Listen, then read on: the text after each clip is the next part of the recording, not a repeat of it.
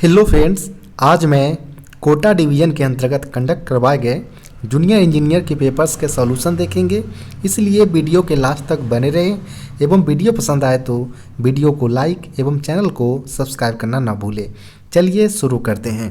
सबसे पहले देखेंगे कि यह पेपर वेस्ट सेंट्रल रेलवे के अंतर्गत जो कोटा डिवीज़न आते हैं वहाँ पर ये पेपर जूनियर इंजीनियर पोस्ट के लिए कंडक्ट करवाया गया था, जो कि 25% LDCE कोटा के अंतर्गत यह पेपर CBT टेस्ट यानी कंप्यूटर बेस्ड टेस्ट के माध्यम से पेपर कंडक्ट हुआ था। अगर बात करें एग्ज़ाम डेट की तो अभी हाल ही में 16 अक्टूबर 2023 को पेपर कंडक्ट करवाया गया था।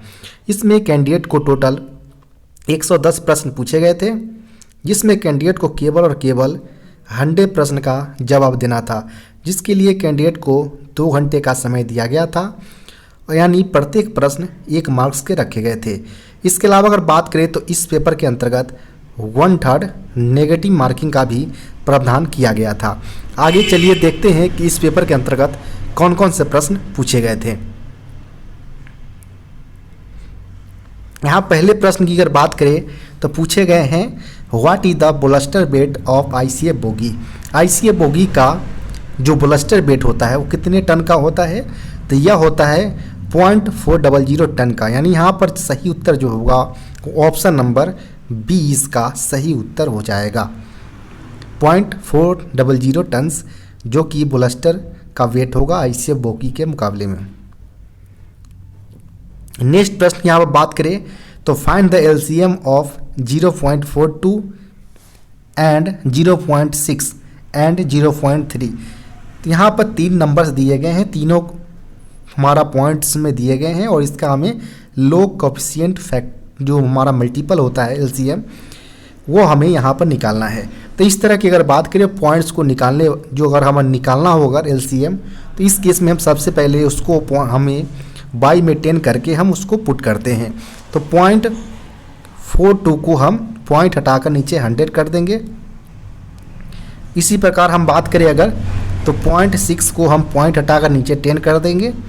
इसी प्रकार अगर बात करें 0.3 का तो हम पॉइंट हटाकर यहाँ पर हम 10 कर देंगे। तो इस प्रकार हमारा 42/100 6/10 3/10 हो जाएगा। इस प्रकार हमारा फ्रैक्शन में यहाँ पर आ गया। और इस तरह के फ्रैक्शन का अगर हमें LCM निकालना हो तो अपर वाले पोर्शन का हमारा LCM निकालना पड़ता है, यानी न्यूमिनेटर्स का हमारा LCM लेना पड़ता है और डिनोमिनेटर्स का हमारा HCF यानी हाई कोएफिशिएंट फैक्टर निकालना पड़ता है। तो यहाँ पर अगर बात करें हम 42 के लिए अगर LCM की अगर बात करें 6 और 3 का, इस केस में हमारा जो LCM आएगा अपर वाले पोर्शन का नोमिनेटर्स का वो हमारा 42 आएगा। वहीं डिनोमिनेटर्स की अगर बात करें तो यहाँ पर हमें HCF निकालना होगा। तो 100 10 और 10 का अगर HCF की बात करें जो कि लोएस्ट हमारा हाई कोएफिशिएंट फैक्टर होता है वो हमारा 10 हो जाएगा इसका HCF। इस प्रकार यहाँ पर हम अगर डिवाइड करेंगे तो 4.2 निकल कर आएगा, जो हमारा दिए गए प्रश्न का LCM निकल कर आएगा। तो यहाँ पर हमारा 4.2 ऑप्शन नंबर ए में दिया गया है। तो यहाँ पर ऑप्शन नंबर ए इसका सही उत्तर हो जाएगा। नेक्स्ट प्रश्न यहाँ पर है what is the name of highest civilian award of India. यानी भारत के सबसे हाईएस्ट सिविलियन अवार्ड यानी नागरिक पुरस्कार जो होता है वो कौन सा है। तो हाईएस्ट सिविलियन अवार्ड की अगर बात करें भारत के अंतर्गत तो यह भारत रत्न होता है। यहाँ पर ऑप्शन नंबर ए इसका सही उत्तर हो जाएगा, भारत रत्न, जो कि हाईएस्ट सिविलियन अवार्ड है भारत का। इसके अलावा अगर बात करें तो सेकंड नंबर पर हमारा जो आता है सिविलियन अवार्ड के तौर पर वो हमारा पद्म विभूषण आता है। उसके बाद हमारा आता है पद्म भूषण, फिर पद्मश्री हमारा लास्ट में आता है, जो कि सिविलियन अवार्ड के तौर पर कंसीडर किया जाता है। नेक्स्ट प्रश्न यहाँ पर पूछे गए हैं Gandhi Sagar dam is situated in which state. यानी गांधी सागर जो बांध है वो किस राज्य में स्थित है। तो गांधी सागर डैम की अगर बात करें बांध की तो वह मध्य प्रदेश में जो चंबल रिवर है वहाँ पर यह गांधी सागर डैम सिचुएटेड है। तो यहाँ पर जो सही उत्तर होगा वो ऑप्शन नंबर सी मध्य प्रदेश इसका सही उत्तर हो जाएगा। नेक्स्ट प्रश्न यहाँ पर है inbuilt slack exists in brake cylinder mechanism is. यहाँ पर अगर बात करें, जैसे ही अगर प्रश्न के अंतर्गत अगर ब्रेक सिलेंडर में इनबिल्ट स्लैक एग्जिस्टर अगर बोला जाता है, इसका मतलब है कि ब्रेक सिलेंडर के अंदर ही डबल एक्टिंग की जो मैकेनिज्म होता है वो इसके अंतर्गत अवेलेबल है। जो हमारे पुराने वाले जो हमारे कोचेज होते थे वो उसमें यह जो प्रावधान नहीं था, इसलिए उसे हमें एक्सटर्नल स्लैक एग्जिस्टर की रिक्वायरमेंट होता था। लेकिन करंट में जितने भी हमारे BMBC या BMBS वाले जितने भी हमारे इनबिल्ट स्लैक एग्जिस्टर का जो ब्रेक सिलेंडर आते हैं वह इनबिल्ट ही हमारे यानी डबल एक्टिंग मैकेनिज्म के साथ आते हैं। तो यहाँ पर हमारा जो सही उत्तर होगा वो ऑप्शन नंबर बी इसका सही उत्तर हो जाएगा, डबल एक्टिंग मैकेनिज्म। इसमें हमारा बाहर से कोई भी स्लैक रजिस्टर लगाने की रिक्वायरमेंट नहीं होता है। नेक्स्ट प्रश्न यहाँ पर है, which country hosted the 15th BRICS summits 2023। यानी यहाँ पर पूछा गया है कि जो 15वां ब्रिक्स सम्मेलन हुआ था उसका जो होस्टेड कंट्री था वो कौन था। तो यहाँ पर 15वें अगर बात करें ब्रिक्स सम्मेलन की तो इसको होस्टेड किया था साउथ अफ्रीका की जो शहर है जोहान्सबर्ग, वहाँ पर इसको होस्टेड किया गया था। तो यहाँ पर ऑप्शन नंबर डी इसका सही उत्तर हो जाएगा। यहाँ पर ब्रिक्स की अगर बात करें तो ब्रिक्स एक रोटेशन फॉर्म में इसका होस्टेड कंट्री होस्ट करते हैं। यहाँ पर बी से शॉर्ट फॉर्म यहाँ पर आता है, बी से यहाँ पर ब्राज़ील को इंडिकेट किया जाता है, आर से रसिया को, आई से इंडिया को, सी से चाइना और एस से साउथ अफ्रीका को इंडिकेट किया जाता है। यहाँ पर अगर बात करिए अगर 15th हमारा अगर साउथ अफ्रीका के अंतर्गत हुआ हो तो फिर नेक्स्ट टाइम हमारा जो होस्टेड कंट्री होगा वो ब्राज़ील होगा। इस तरह से उसका रोटेशन फॉर्म चलता रहता है। नेक्स्ट प्रश्न यहाँ पर है, who has won the FIFA women world cup 2023 title. यहाँ पर पूछे गए कि 2023 के जो महिला वर्ल्ड कप फीफा का कंडक्ट हुआ था इसमें विनर कंट्री कौन था। तो यहाँ पर अगर बात करें वुमेन वर्ल्ड कप की फीफा के क्षेत्र में तो यहाँ पर स्पेन ने इंग्लैंड को 1-0 से हराकर यह कप अपने नाम किया था। तो यहाँ पर जो सही उत्तर होगा वो ऑप्शन नंबर ए स्पेन इसका सही उत्तर हो जाएगा। यहाँ पर फीफा का फुल फॉर्म होता है federation international D football association होता है, यानी यह जो फीफा संस्था है वो फुटबॉल से रिलेटेड है। और 2023 की जो विनर कंट्री था वुमेन वर्ल्ड कप के क्षेत्र में वह स्पेन कंट्री ने इंग्लैंड को 1-0 से हराकर यह कप अपने नाम किया था। तो यहाँ पर ऑप्शन नंबर ए इसका सही उत्तर हो जाएगा। नेक्स्ट प्रश्न यहाँ पर है, in air brake system of one coach how many एमी वाशर्स आर फिटेड। यहाँ पर पूछा जा रहा है कि जो एयर ब्रेक सिस्टम वाले एक कोच में कितनी संख्या में एमी वाशर्स लगे होते हैं। चूँकि कोचेज हमारा ट्विन पार्ट बेस्ड होते हैं जिसमें एक हमारा FP होता है, एक हमारा BP पाइप का BP लगा होता है। तो यहाँ पर दोनों एंड पर हमारा एक की संख्या में एंगल कॉक एयर हॉज पाइप के साथ कनेक्टेड होते हैं और दोनों को कपल करने के लिए हमारा वहाँ पर प्रेशर लीकेज ना हो तो इसके लिए एमी वाशर का प्रावधान किया जाता है। तो इस प्रकार टोटल हमारा दोनों एंड पर एक इस प्रकार टोटल हमारा 4 की संख्या में एमी वाशर्स प्रत्येक कोच में यूज किए जाते हैं। तो यहाँ पर ऑप्शन नंबर ए इसका सही उत्तर हो जाएगा। नेक्स्ट प्रश्न यहाँ पर है, friction area of brake pad is, यानी ब्रेक पैड का जो फ्रिक्शन एरिया होता है वो कितने एरिया में हमारा होता है। तो ये हमारा 400 सेंटीमीटर स्क्वायर का जो एरिया होता है वो इसके फ्रिक्शन एरिया होता है ब्रेक पैड का। तो यहाँ पर ऑप्शन नंबर ए इसका सही उत्तर हो जाएगा। नेक्स्ट प्रश्न यहाँ पर है, thickness of coach flooring ply is, यानी जो कोचेज के अंतर्गत जो फ्लोरिंग करने के लिए जो हमारा प्लाई यूज किया जाता है उसका थिकनेस यानी मोटाई कितने mm के होते हैं। तो मेनली लगभग हमारा 19 mm की प्लाई की थिकनेस होता है। तो यहाँ पर जो सही उत्तर होगा वो ऑप्शन नंबर सी इसका सही उत्तर हो जाएगा, 19 mm। नेक्स्ट प्रश्न यहाँ पर है, what is the name of rover of Chandrayaan 3 mission, यानी जो चंद्रयान 3 मिशन हमारा लॉन्च किया गया था इसरो के द्वारा। तो इसमें जो हमारा लैंडर था, एक हमारा रोवर था, दोनों का नाम दिया गया था। इसमें हमें प्रश्न के अंतर्गत रोवर का नाम पूछा जा रहा है कि क्या इसमें दिया गया था। तो रोवर को प्रयाण के तौर पर जाना गया था और लैंडर को विक्रम के तौर पर। तो यहाँ पर रोवर जो होगा वो प्रज्ञान यानी ऑप्शन नंबर बी इसका सही उत्तर हो जाएगा। नेक्स्ट प्रश्न की अगर बात करें तो how many side frame fitted in Casnub trolley, यानी कैशनव ट्रॉली जो होता है उसमें प्रत्येक कितने की संख्या में हमारा साइड फ्रेम लगा होता है। तो साइड फ्रेम हमारा जो है बुलस्टर के सहारे फिटेड होता है, यानी 2 की संख्या में हमारा साइड फ्रेम प्रत्येक बोगी में लगे होते हैं। तो यहाँ पर जो सही उत्तर होगा वो हमारा ऑप्शन नंबर ए इसका सही उत्तर हो जाएगा, 2 की संख्या में। नेक्स्ट प्रश्न यहाँ पर है cross member of under frame of LHB coaches are manufactures from, यानी जो एलएचबी कोचेज के जो अंडर फ्रेम्स के जो क्रॉस मेंबर्स होते हैं वो क्या कौन से मटेरियल का बना होता है वो यहाँ पर पूछे गए हैं। तो क्रॉस मेंबर की अगर बात करें यहाँ पर तो वो मेनली IRSM 41 जिसे कॉटन स्टील के तौर पर भी जाना जाता है उससे यह बना होता है। तो यहाँ पर ऑप्शन नंबर बी इसका सही उत्तर हो जाएगा। अगर बात करें इसकी थिकनेस की तो इसकी जो थिकनेस होता है क्रॉस मेंबर्स का वो 6 mm के इसके थिकनेस रखा जाता है। नेक्स्ट प्रश्न यहाँ पर है to protect vertical slide between engine and power car the device is known as, यानी जो पावर कार और इंजन के बीच जो वर्टिकल स्लाइड को प्रोटेक्ट करने का काम करता है उसे हम रेस्ट्रिक्टर के तौर पर जानते हैं। तो यहाँ पर ऑप्शन नंबर बी इसका सही उत्तर हो जाएगा।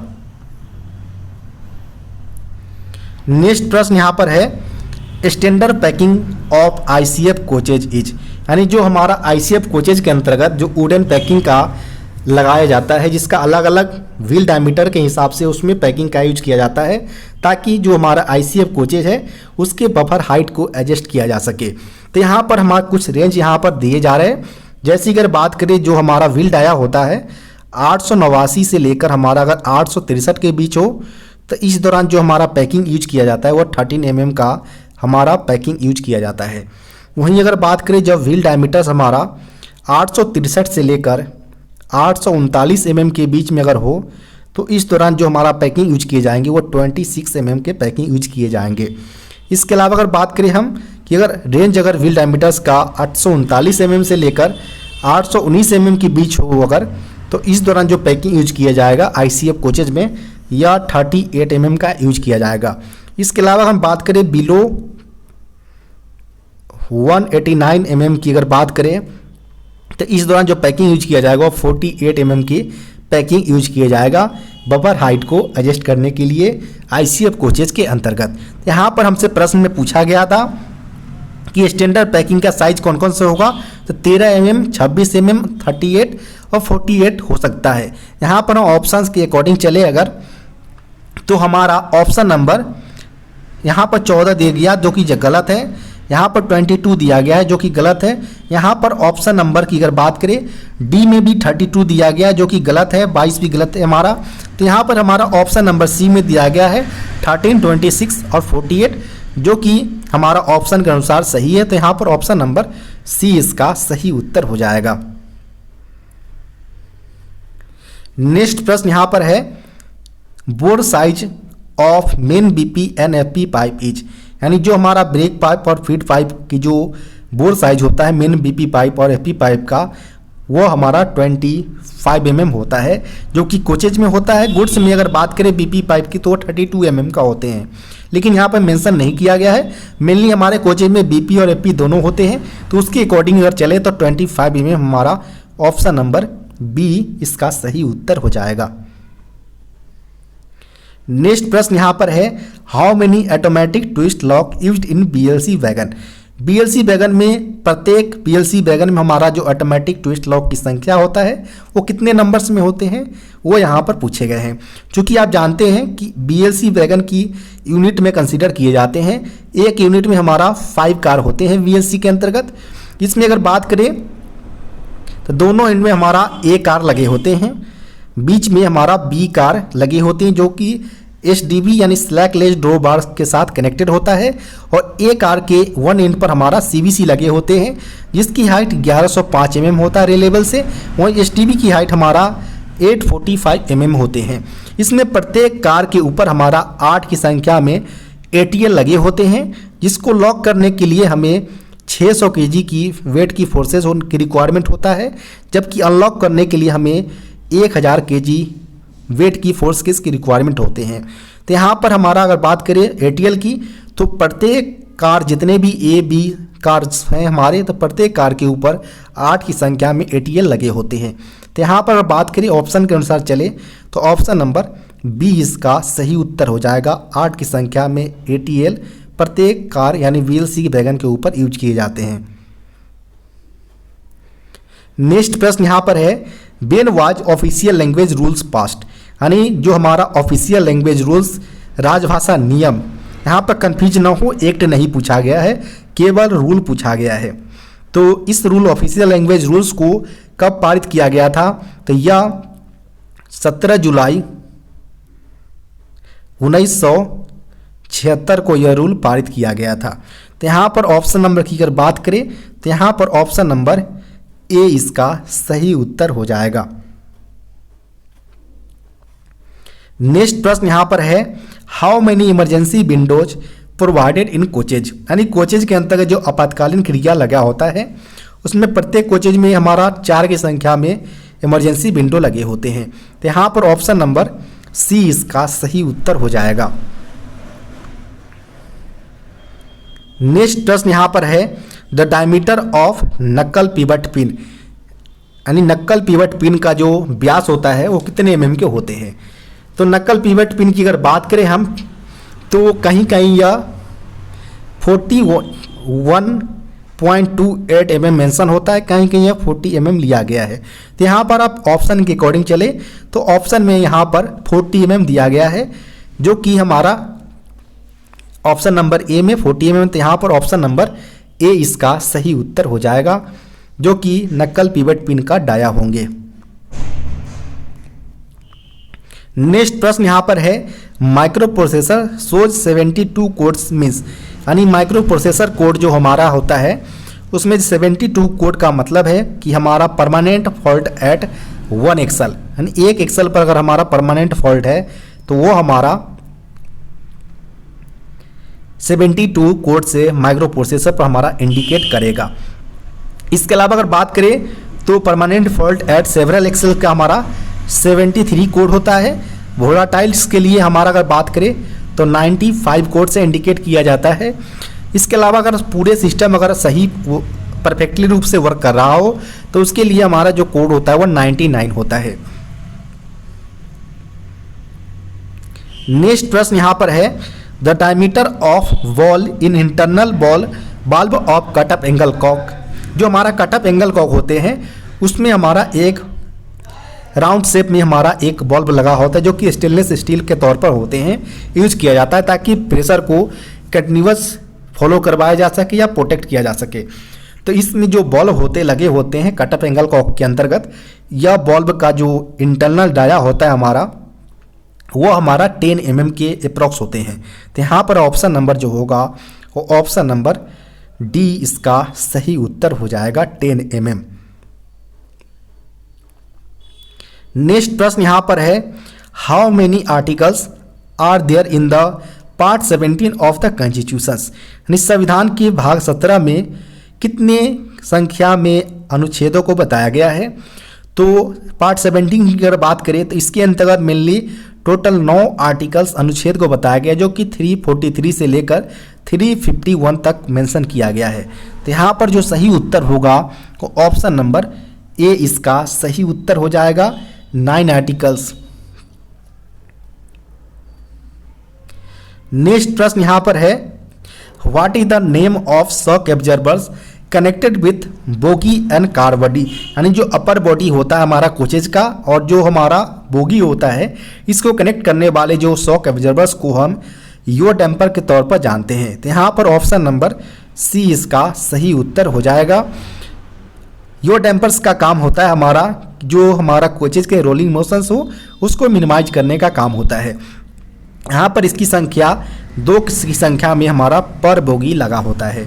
अगर कोचेज के हिसाब से अगर पूछा जाए तो 04 की संख्या में पर कोचेज यो डैम्पर लगे होते हैं। नेक्स्ट प्रश्न यहाँ पर है, the classification of employment is defined in section 130D। यानी जो हमारा एम्प्लॉयमेंट जो हमारा है क्लासिफिकेशन, उसमें जो सेक्शन 130D है यह क्या डिफाइंड करता है, तो यह हमारा जो इंटेंसिव कैटेगरी के जो हमारा स्टाफ्स होते हैं उसको यह क्लासीफाई करता है। तो यहाँ पर जो सही उत्तर होगा वो ऑप्शन नंबर सी इसका सही उत्तर हो जाएगा। नेक्स्ट प्रश्न यहाँ पर है, if only one wheel set is required to change the correct action will be. यहाँ पर पूछा जा रहा है कि केवल एक व्हील सेट की चेंज करने की रिक्वायरमेंट हो तो सबसे करेक्ट एक्शन यहाँ पर क्या हो सकते हैं। तो सबसे पहले यहाँ पर अगर हमें एक व्हील सेट अगर चेंज करना हो तो इस केस में हम सबसे पहले करेंगे कि जो डिसमेंटल करेंगे व्हील कनेक्शंस को, और साथ ही साथ हम कोच को ट्रॉली के साथ हम लिफ्ट कर देंगे और वो अफेक्टेड एक्सल्स को हम चेंज करके फिर से उसको हम कपल करेंगे। तो यहाँ पर हमारा जो सही उत्तर होगा वो ऑप्शन नंबर डी इसका सही उत्तर हो जाएगा। Dismantle the wheels connections and lift the coach with trolley. Next प्रश्न यहां पर है, the prime minister of which country participated as chief guest in Raisina dialogue 2023। यहाँ पर पूछा जा रहा है कि जो रायसीना डायलॉग 2023 जो कि कंडक्ट करवाया गया था, जो विदेश मंत्रालय है उनके सहयोग और जो ऑब्जर्वर जो रिसर्च फाउंडेशन है इनके सहयोग से यह सबमिट कंडक्ट करवाया गया था रायसीना डायलॉग 2023। इसमें जो चीफ गेस्ट के तौर पर बुलाए गए थे वह इटली के जो प्राइम मिनिस्टर है जियोर्जिया मेलोनी, इनको बुलाया गया था। तो यहाँ पर अगर बात करें तो ऑप्शन नंबर डी इसका सही उत्तर हो जाएगा, इटली। यानी इटली के प्राइम मिनिस्टर को रायसीना डायलॉग 2023 के चीफ गेस्ट के तौर पर बुलाया गया था। यहाँ पर ऑप्शन नंबर डी इसका सही उत्तर हो जाएगा। नेक्स्ट प्रश्न यहाँ पर है, when was the trade union act 1926 passed. यानी ट्रेड यूनियन एक्ट 1926 को कब पारित किया गया था, यानी कब यह प्रभाव में आया था। तो यह प्रभाव में आया था 1 जून 1927 के अंतर्गत। तो यहाँ पर जो सही उत्तर होगा वो ऑप्शन नंबर सी इसका सही उत्तर हो जाएगा, 1/6/1927। नेक्स्ट प्रश्न यहां पर है, नॉर्मल पे load of the GS coaches. यानी जो जनरल क्लास के जो कोचेज होते हैं उनका नॉर्मल पे लोड कितने टन का होता है, तो यह होता है 5.85 टन का होता है, जो कि ऑप्शन नंबर बी में मेंशन किया गया है। तो यहाँ पर ऑप्शन नंबर बी इसका सही उत्तर हो जाएगा। नेक्स्ट प्रश्न यहाँ पर है, चांगलो इज फोक डांस ऑफ। यानी चांगलो जो एक फोक डांस है हमारा देश की, वो किस स्टेट्स का है, तो यह है चांगलो डांस जो है फोक डांस वो नागालैंड स्टेट्स का, या जो चांग ट्राइब्स है उनके द्वारा यह रन किए जाते हैं। तो यहाँ पर हमारा जो सही उत्तर होगा वो ऑप्शन नंबर डी इसका सही उत्तर हो जाएगा, नागालैंड स्टेट्स। नेक्स्ट प्रश्न यहाँ पर है, the permanent mode of deformations of material is known as. यानी जो किसी मटेरियल का अगर परमानेंट डिफॉर्मेशंस होता है तो उसको कौन से जो हम साइंटिफिक नेम से डिनोट करेंगे, वो हमें डिनोट करेंगे प्लास्टिसिटी के तौर पर, अगर वो परमानेंट डिफॉर्मेशंस होता है। तो यहाँ पर हमारा जो सही उत्तर होगा वो हमारा प्लास्टिसिटी, ऑप्शन नंबर सी इसका सही उत्तर हो जाएगा। अगर टेम्पोरली बेसिस पर अगर होता है हमारा तो उसे हम इलास्टिसिटी के तौर पर हम जानेंगे। वहीं अगर बात करें मेलिएबिलिटी, यह मटेरियल को अलाउ करता है ताकि उसे शीट्स या फिल्म्स के तौर पर उसे स्प्रेड किया जा सके। इसके अलावा बात करें तो ब्रिटलनेस जो हमारा है, भंगुरता, वो अचानक से कोई भी मटेरियल अगर सडनली ब्रेक करता है तो उसे हम ब्रिटलनेस के तौर पर जानते हैं। नेक्स्ट प्रश्न यहाँ पर है distance between inner wheels of LHB, यानी ये LHB कोचेज में जो इनर व्हील्स के बीच जो डिस्टेंसेज होते हैं वो 12,340 mm के होते हैं, जो कि ऑप्शन नंबर ए में मेंशन किया गया है। तो यहाँ पर ऑप्शन नंबर ए इसका सही उत्तर हो जाएगा। नेक्स्ट प्रश्न यहाँ पर है what should be permissible limit of ovality and taper on the journal, यानी जो हमारा टेपर जर्नल के ऊपर जो टेपर्स होते हैं और ओवलिटीज होती है वो कितने परमिसिबल किया जाना चाहिए, तो यह 0.1 mm तक परमिट किए जाते हैं। यहाँ पर ऑप्शन नंबर सी इसका सही उत्तर हो जाएगा। नेक्स्ट प्रश्न यहाँ पर है distance between centre pivots of LHB coaches is, यानी जो LHB कोचेज के जो सेंटर पिवेट के बीच जो डिस्टेंसेज होते हैं दो बोगियों के बीच वो कितने mm के होते हैं, तो यह 14,900 mm के बीच इसके डिस्टेंसेज होते हैं दोनों बोगियों के सेंटर पिवेट के बीच। तो यहाँ पर ऑप्शन नंबर सी इसका सही उत्तर हो जाएगा। नेक्स्ट प्रश्न यहाँ पर है without stoppage a train travel at an average speed of 75 km/h and the with stoppers it covers the same distance with an average speed of 60 km/h. How many minutes per hours does the train stops? यहाँ पर बोला जा रहा है कि अगर कोई train है बिना रुके, अगर वह 75 km/h के स्पीड से चलता है, अगर उसे रोक रुक कर चलने के लिए बोला जाए तो वह 60 km/h के रफ्तार से वह चलता है। तो यहाँ पर पूछा जा रहा है कि कितने मिनट वह लिया उसने पर आवर ट्रेन को स्टॉप्स के दौरान। तो यहाँ पर अगर बात करें हम कि अगर कोई डिस्टेंस अगर वह 75 km/h से अगर वह रन करता तो 1 घंटे में 75 किलोमीटर रन कर जाता, लेकिन उस ट्रेन को अगर रुक रुक के बोलने के लिए कहा गया तो उस दौरान वह 1 घंटे में 60 किलोमीटर ही केवल चल पाया। इस दौरान जो डिफरेंस क्रिएट हुआ है वह 15 किलोमीटर का आ गया, जो कि हमारा 75 पर यह निकल कर आया है। यहाँ पर जो हम रेशियो निकालेंगे तो वो हमारा 1:5 यानी 1/5 में आएगा। यह हमारा जो निकल कर आएगा km/h में, यहाँ पर हावर्स में हमारा निकल कर आएगा। यहाँ पर अगर मिनट में कन्वर्ट करने के लिए हम 60 से मल्टीप्लाई करेंगे तो यहाँ पर 5 को जैसे ही अगर 60 में अगर डिवाइड करेंगे तो यह 12 मिनट निकल कर आएगा, यानी वह अगर रुक रुक कर चलता है तो 12 मिनट वह इसमें वह लग जाएगा उनको कवर करने में। तो यहाँ पर जो सही उत्तर होगा वो ऑप्शन नंबर ए इसका सही उत्तर हो जाएगा। नेक्स्ट प्रश्न यहाँ पर है the top and bottom flange thickness of 13 tons load bogie is, यानी जो 13 टन वाले बोगी का जो टॉप फ्लेंजेज और बॉटम फ्लेंज के भी जो थिकनेस होता है वो कितने mm के होते हैं। तो जो ये थिकनेस होता है 13 टन वाले बोगी का वो होता है 12 mm। तो यहाँ पर जो सही उत्तर होगा तो ऑप्शन नंबर बी इसका सही उत्तर हो जाएगा। यह 13 टन वाले बोगी का टॉप एवं बॉटम फ्लेंज के थिकनेस होता है। वहीं अगर AC कोचेज की अगर बात करें हम जो कि 16.25 टन्स के होते हैं, तो इस केस में जो थिकनेस होगा वह 16 mm के इसके थिकनेस होते हैं। नेक्स्ट प्रश्न यहाँ पर है what is the name of largest Indian states by area, यानी भारत में कौन सा राज्य जो इसका जो एरिया है एरिया का मुकाबले सबसे बड़ा राज्य के तौर पर जाना जाता है। तो इस क्षेत्र केस में अगर बात करें लार्जेस्ट एरिया के रिस्पेक्ट में, तो इस केस में हमारा जो राजस्थान स्टेट्स है जिसकी एरिया की अगर बात करें तो 3,42,239 स्क्वायर किलोमीटर्स में इसका एरिया फैला हुआ है, जो कि अगर इंडिया के मुकाबले देखा जाए तो 10.4% के तौर पर यह एरिया को कवर करता है। तो यहाँ पर हमारा Rajasthan states option number C इसका सही उत्तर हो जाएगा।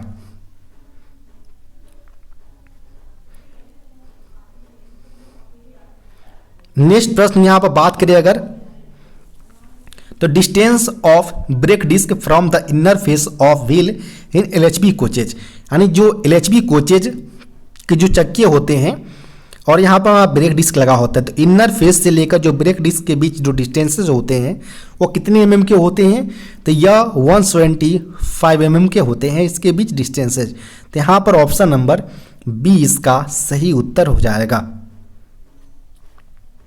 नेक्स्ट प्रश्न यहां पर है, in case of break binding on one trolley of LHB coaches what you will do first.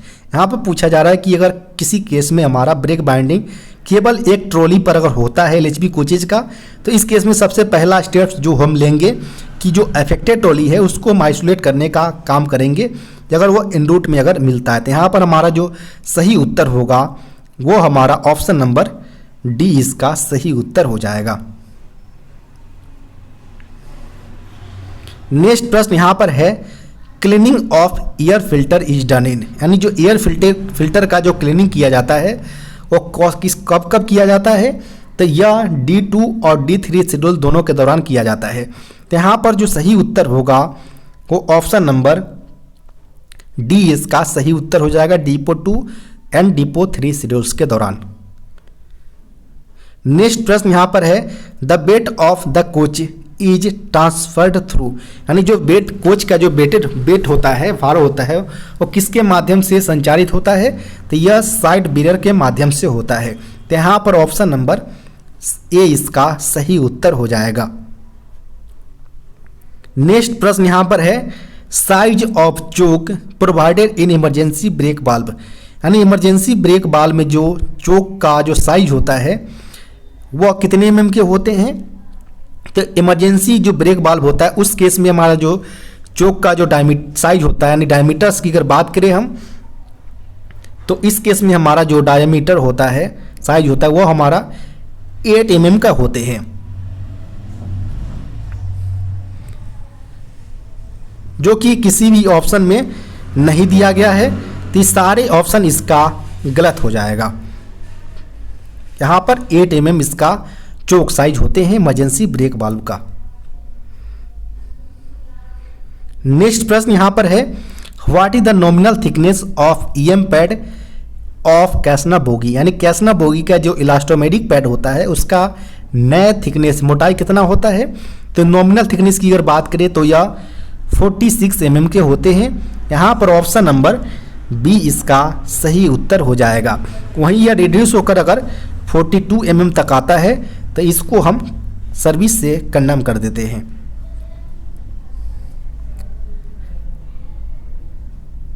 Next प्रश्न यहाँ पर है, the ratio of mark bye Vinod and Ram is 6:5 if the combined average of their percentage is 68.75% and their sum of their marks is 275, find the total marks for which exam was conducted। यहाँ पर बोला जा रहा है प्रश्न के अंतर्गत कि जो विनोद और राम का जो मार्क्स का रेशियो है वह 6:5 में दिया गया है। साथ ही साथ अगर बात करें यहाँ पर जो कंबाइंड एवरेज जो परसेंटेज है दोनों का वह 68.75% दिया गया है। इसके अलावा बात करें तो इसमें जो मार्क्स जो दोनों का जो मार्क्स है वह 275 है। तो इसमें पूछा जा रहा है कि कितने मार्क्स का टोटल यह पेपर कंडक्ट करवाया गया था। तो यहाँ पर बात करें प्रश्न के अंतर्गत हम, तो यहाँ पर हमारा राम को हम 6x कंसीडर करते हैं, विनोद को, और जो राम है उसको हम 5x से कंसीडर करते हैं। यहाँ पर हम बात करें अगर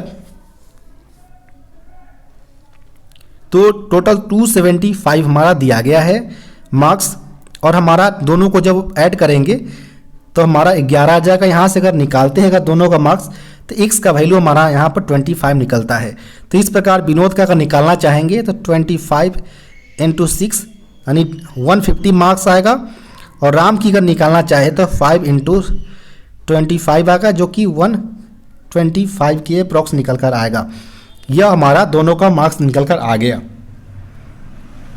फिर यहाँ पर अगर बात करें आगे हम चले तो यहाँ पर बोला जा रहा है कि अगर 100% के केस में हमारा जो मार्क्स निकल कर आ रहा है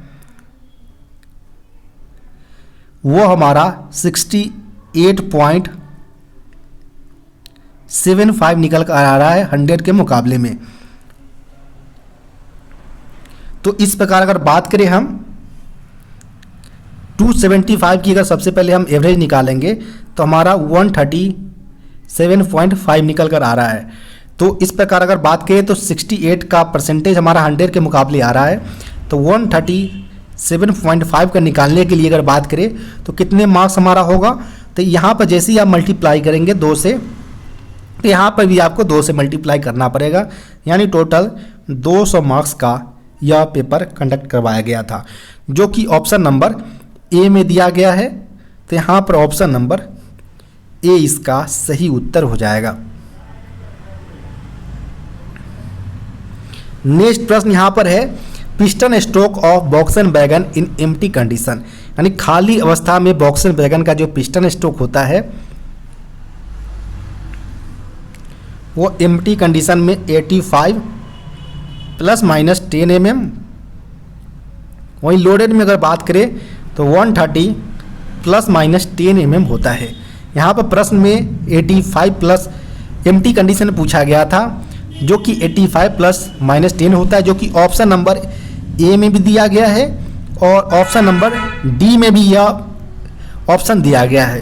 तो यहाँ पर कुछ कैंडिडेट ए मार्क्स किए होंगे, कुछ कैंडिडेट डी मार्क्स किए गए होंगे। तो यहाँ पर आप अपने अकॉर्डिंग या जो एडमिनिस्ट्रेटिव होंगे वो आपको मार्क्स अलॉट कर देंगे, क्योंकि यहाँ पर दोनों ऑप्शन में हमारा यह मेंशन किया गया है।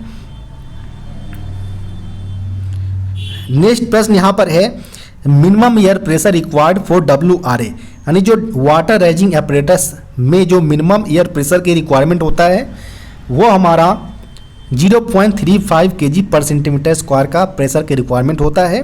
तो यहाँ पर ऑप्शन नंबर ए इसका सही उत्तर हो जाएगा, जो कि मिनिमम प्रेशर की रिक्वायरमेंट होता है। वहीं अगर बात करें मैक्सिमम एयर प्रेशर की रिक्वायरमेंट की, तो वो हमारा 0.75 kg/cm² प्रेशर की रिक्वायरमेंट होंगे। नेक्स्ट प्रश्न यहाँ पर है, newly built container wagon first POH periodicity is, यानी जो हमारा नए कंटेनर बने वैगन्स का हमारा पहला जो पीरियोडिक ओवरहॉलिंग किया जाता है वह 6 वर्ष के अंतराल पर किया जाता है। तो यहाँ पर ऑप्शन नंबर सी इसका सही उत्तर हो जाएगा। नेक्स्ट प्रश्न यहाँ पर है, permissible variation in wheel tread diameters for 4 wheeled unit on the coach और the same unit of broad gauge. यहाँ पर जब भी अगर प्रश्न में अगर बात करें हम, यहाँ पर कोचेज के केस में हमारा पूछा गया है कि व्हील ट्रे डायमीटर्स में परमिसिबल कितना होगा। तो कोचेज के केस में हम अगर चले तो सेम एक्सल पर हमारा 0.5 mm, सेम बोगी में हमारा 5 mm और सेम कोच में अगर पूछा जाता है तो ये 13 mm के होते हैं। तो यहाँ पर हम अगर ऑप्शन के अकॉर्डिंग चले तो ऑप्शन में कहीं भी 30 mm मेंशन नहीं किया गया है। तो यहाँ पर सारे ऑप्शन हमारा गलत हो जाएगा, क्योंकि प्रश्न में हमारा कोचेज के मुकाबले जो हमारा प्रत्येक कोच में जो व्हील ट्रे के जो डायमीटर्स में हमारा डिफरेंसेज परमिसिबल होता है वो 13 mm तक मैक्सिमम हम कर सकते हैं। नेक्स्ट प्रश्न यहाँ पर है, who became recently the law ministry of the our country. यहाँ पर पूछा जा रहा है कि हमारे देश का जो लॉ मिनिस्ट्री है, कानून मंत्री है, वो हाल ही में किसको बनाया गया है। तो जो लॉ मिनिस्टर है हमारे देश का वो अर्जुन राम मेघवाल को अभी करंट में बनाया गया है, जो कि किरण रिजिजू का स्थान लेंगे। तो यहाँ पर हमारा जो सही उत्तर होगा वो ऑप्शन नंबर अर्जुन राम मेघवाल इसका सही उत्तर हो जाएगा, जो हमारे देश के नए लॉ मिनिस्टर होंगे। नेक्स्ट प्रश्न यहाँ पर है, who is the diameter, what is the diameter of brake disc, यानी ब्रेक डिस्क का डायमीटर कितने mm के होते हैं। तो यह 640 mm के होते हैं। यहाँ पर ऑप्शन नंबर सी इसका सही उत्तर हो जाएगा। वहीं अगर बात करें इसकी थिकनेस की, तो इसका थिकनेस 110 mm और जब ये रिड्यूस होकर 96 mm पर आ जाएगा तो इसको हम सर्विस से कंडम कर देंगे। वहीं इसका डायमीटर 640 mm के होते हैं। नेक्स्ट प्रश्न यहाँ पर है, stroke of primary vertical damper is, यानी प्राइमरी वर्टिकल डैम्पर का जो स्ट्रोक्स होगा वो कितने mm के होते हैं। तो यहाँ पर अगर बात करें प्राइमरी वर्टिकल डैम्पर्स की, तो इसका जो नॉर्मल स्ट्रोक्स जो होता है हमारा वो 140 mm के होते हैं। वहीं अगर बात करें हम यहाँ पर प्राइमरी वर्टिकल डैम्पर का कंप्रेस्ड लेंथ की, तो कंप्रेस्ड लेंथ जो होता है वो 294 प्लस माइनस 3 mm के होते हैं। वहीं अगर बात करें हम एक्सटेंडेड लेंथ का, तो एक्सटेंडेड लेंथ जो होता है हमारा प्राइमरी वर्टिकल डैम्पर्स का वह 434 प्लस माइनस 3 mm के होते हैं। और जब इसमें दोनों में आप डिफरेंस देखेंगे तो यह हमारा स्ट्रोक निकल कर आता है जो अप्रॉक्स 140 mm के होते हैं। तो यहाँ पर अगर बात करें 140 mm की स्ट्रोक की प्राइमरी वर्टिकल डैम्पर का, तो यह कहीं भी मेंशन नहीं किया गया है ऑप्शन के अंतर्गत। तो ये सारे ऑप्शन हमारा गलत हो जाएगा। 140 mm प्राइमरी वर्टिकल डैम्पर्स का स्ट्रोक्स होते हैं। नेक्स्ट प्रश्न यहाँ पर है, which is the final Hindi course prescribed for central government employees, यानी केंद्रीय सरकार की जो गवर्नमेंट की एम्प्लॉयज है उसके लिए अलग अलग कोर्सेज निर्धारित किए गए हैं पाठ्यक्रम्स। इसमें अगर बात करें शुरुआती स्टेज में जो होता है, यानी जो हमारा इनिशियल होता है कोर्सेज, वो हमारा प्रबोध होता है। फिर हमारा होता है प्रवीण, और अगर बात करें फाइनल की यानी लास्ट की, तो यह हमारा प्राग होता है। तो यहाँ पर हमसे जो प्रश्न पूछा गया था वो फाइनल पूछा गया था, जो कि हमारा प्राग होगा कोर्सेज सेंट्रल गवर्नमेंट एम्प्लॉयज के केस में। तो यहाँ पर ऑप्शन नंबर डी इसका सही उत्तर होगा, प्राग। नेक्स्ट प्रश्न यहाँ पर है, how many classes of hours of employment and period of rest rules has been classified, यानी HOER के अनुसार जो कर्मचारी की अलग अलग क्लासेस में हम क्लासिफाई करते हैं, तो टोटल कितने क्लासिफाई हम क्लासेस में करते हैं। तो पहला हमारा कंटिन्यूअस होता है, सेकेंड हमारा होता है इंटेंसिव कैटेगरी का जो हमारा स्टाफ्स होते हैं, फिर हमारा होता है इसेंशियली, इंटरमिटेंट होता है, और लास्ट जो हमारा होता है वो हमारा क्लासेस होता है वह एक्सक्लूडेड होता है। तो टोटल हमारा 4 प्रकार के क्लासेज में हमारा HOER के द्वारा क्लासीफाई किया गया है। तो यहाँ पर जो हमारा सही उत्तर होगा तो ऑप्शन नंबर ए इसका सही उत्तर हो जाएगा। नेक्स्ट प्रश्न यहाँ पर है, period for appeal under D&A rules is, यानी जो हमारा अनुशासन एवं अपील नियम 1968 के अंतर्गत आया था, इसमें जो अपील करने का जो समय सीमा दिया गया है वह 45 डेज का दिया गया है। तो यहाँ पर ऑप्शन नंबर ए इसका सही उत्तर हो जाएगा। नेक्स्ट प्रश्न यहाँ पर है, the new thickness of draft pad in ICF coaches, यानी ICF कोचेज के अंतर्गत जो ड्राफ्ट पैड का जो थिकनेस होता है, नया थिकनेस, वो कितने mm के होते हैं। तो ड्राफ्ट पैड की अगर बात करें न्यू थिकनेस की, तो यह हमारा 32 mm। कंडम की अगर बात करें तो यह 30 mm के होते हैं। प्रश्न में हमें न्यू पूछा गया था, तो यहाँ पर जो सही उत्तर होगा वह 32 mm, ऑप्शन नंबर बी इसका सही उत्तर हो जाएगा। नेक्स्ट प्रश्न यहाँ पर है, when is Hindi day celebrated every year, यानी प्रत्येक वर्ष हिंदी दिवस कब मनाया जाता है। तो यह 14 सितंबर को मनाया जाता है। यहाँ पर ऑप्शन नंबर बी इसका सही उत्तर हो जाएगा। यहाँ पर अगर बात करें कि विश्व हिंदी दिवस कब मनाया जाता है,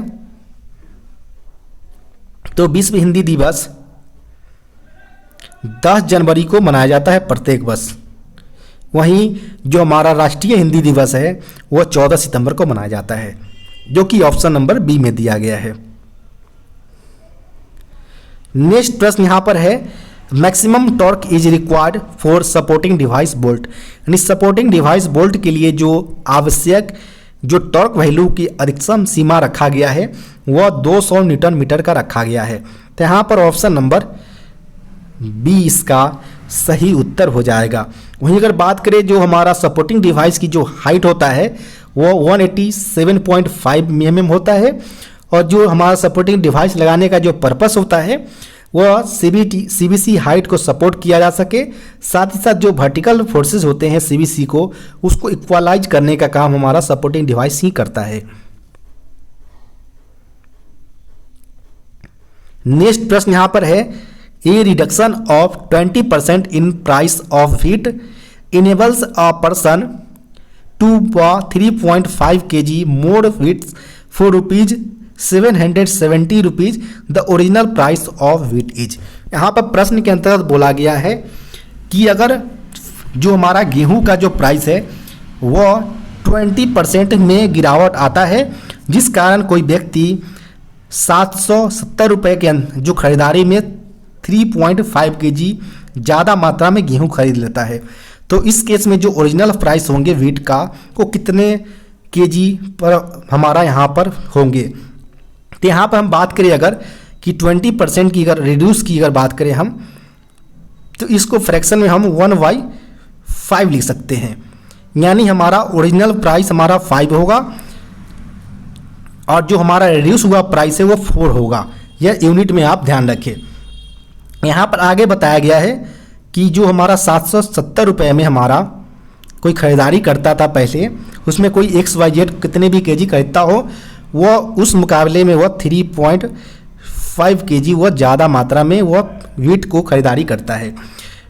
यह कब खरीदारी करता है? जब यह 20% का यह रिड्यूस होता है उसके कीमत में। तो यहाँ पर हम सबसे पहले यहाँ ध्यान रखेंगे कि जो हमारा 20% रिड्यूस हुआ है और इसी केस में वो 3.5 kg व्हीट ज़्यादा खरीदता है, यानी इस केस में हम अगर 770 रुपये का अगर 20% निकाल लेंगे, यही हमारा 3.5 kg का प्राइस होगा।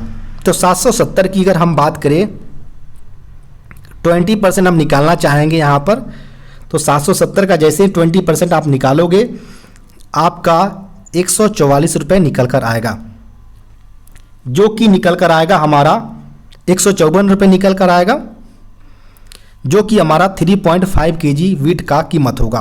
तो यहाँ पर हम 1 kg का जैसे ही व्हीट की कीमत निकालेंगे तो यह हमारा 44 रुपीज़ यहाँ पर निकल कर आएगा हमारा।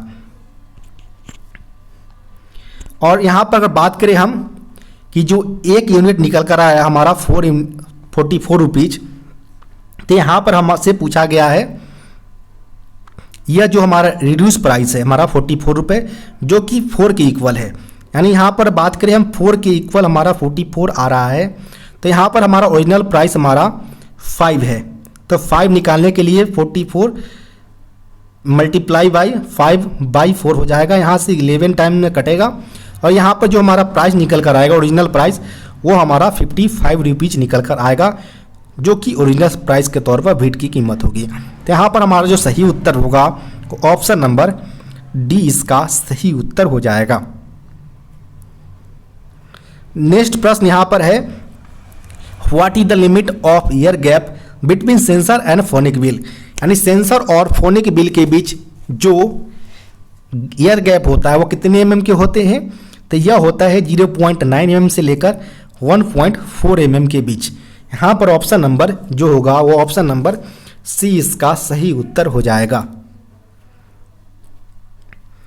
नेक्स्ट जो प्रश्न पूछे गए हैं, the CVC coupler should be checked by help of gauge at, यानी जो हमारा कपलर बॉडी या कपलर वगैरह चेक किया जाना चाहिए गेज के माध्यम से, CVC गेज, तो वो हमारा प्रत्येक यानी एवरी 3 मंथ के अंतराल पर चेक किया जाना चाहिए। यहाँ पर ऑप्शन नंबर सी इसका सही उत्तर हो जाएगा। नेक्स्ट प्रश्न यहाँ पर है, horizontal gathering range of CVC is, यानी CVC का हमारा वर्टिकल रेंज भी होता है गैदरिंग रेंज और हॉरिजॉन्टल गैदरिंग रेंज भी होता है, साथ ही साथ हमारा इसमें जो स्विंग हॉरिजॉन्टल होता है साथ ही साथ वर्टिकल स्विंग होता है, वो सारे हमारे टेंसाइल स्ट्रोक हो या कंप्रेशन स्ट्रोक हो सारे अलग अलग डायमेंशंस में होते हैं। तो यहाँ पर हम अगर बात करें अगर हॉरिजॉन्टल गैदरिंग की, तो हॉरिजॉन्टल गैदरिंग हमारा ±110 mm होता है, वहीं वर्टिकल गैदरिंग की अगर बात करें तो यह हमारा ±90 mm होता है। तो यहाँ पर प्रश्न में हमसे हॉरिजॉन्टल गैदरिंग पूछा गया था, तो यह 110 ±110 mm होना चाहिए, जो कि ऑप्शन नंबर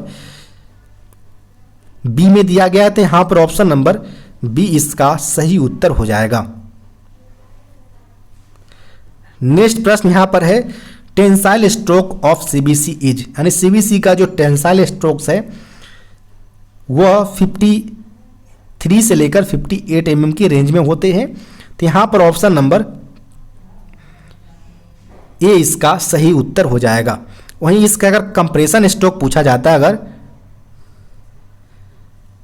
तो कंप्रेशन स्ट्रोक की अगर बात करें हम, तो यह 80 mm के अप्रॉक्स होते हैं। नेक्स्ट प्रश्न यहाँ पर है, what is the purpose of manipulator, यानी मैनिपुलेटर का क्या उद्देश्य है।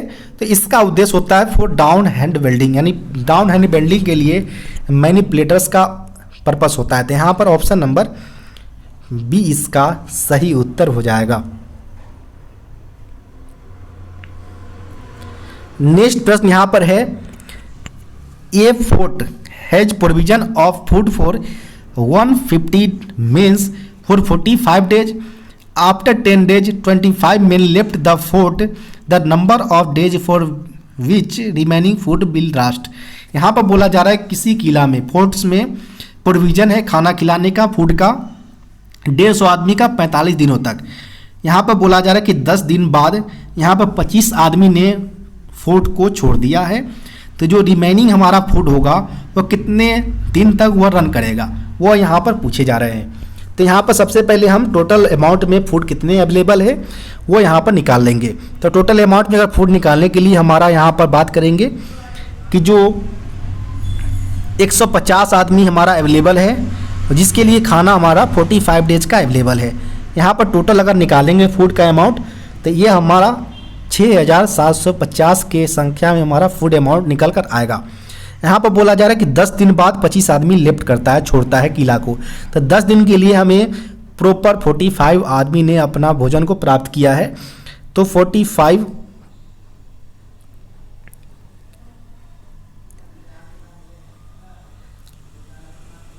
150 आदमी ने प्रॉपर 10 दिनों तक खाना प्राप्त किया है। तो यहाँ पर 10 दिन का हम निकाल लेंगे। तो यहाँ पर 1500 हमारा निकल कर आएंगे कि यह टोटल हमारा 1500 की मात्रा में 10 दिनों में कंज्यूम किया फूड को। तो यहाँ पर हम घटा लेंगे अगर, तो यहाँ पर जो निकल कर आएगा वो हमारा 5250 की संख्या में फूड अभी हमारे पास अवेलेबल है।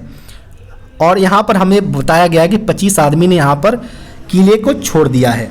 तो जैसे ही अगर किले में 150 आदमी पहले थे, अब 25 आदमी ने यहाँ पर किले को छोड़ दिया है। तो यहाँ पर जो अवेलेबल है किले में वो 25 आदमी है। 125 आदमी को यहाँ पर कितने दिन तक अवेल करेंगे, तो यहाँ पर 125 को जब हम 5250 में डिवाइड करेंगे, जो दिन हमारा निकल कर आएगा ये हमारा 42 डेज निकल कर आएगा।